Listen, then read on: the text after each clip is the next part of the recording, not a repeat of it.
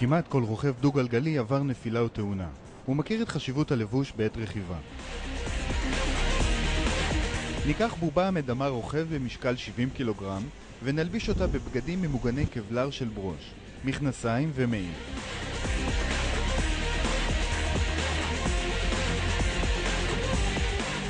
הבובה נגררת במהירות גבוהה על הכביש.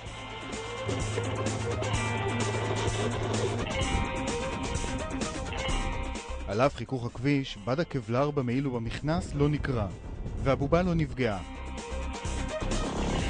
בואו ננסה זאת שוב, והפעם עם בגדים שאינם ממוגני קבלר.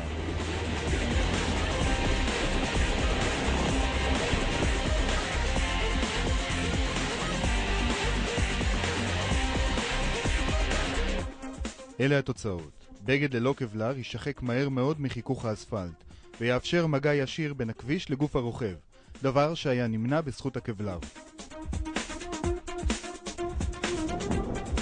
כעת אנו יכולים לנסות גרירה קצרה עם רוכב אמיתי, כדי לראות עד כמה מבודדת שכבת הקבלר.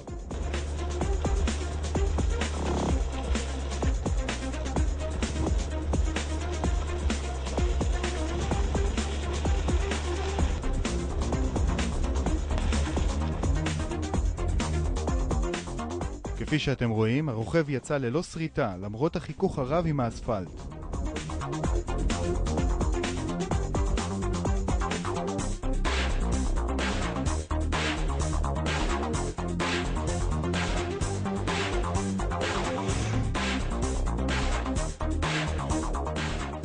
לפני שאתה יוצא לכביש, קסדה על הראש ועל כל הגוף, ברוש.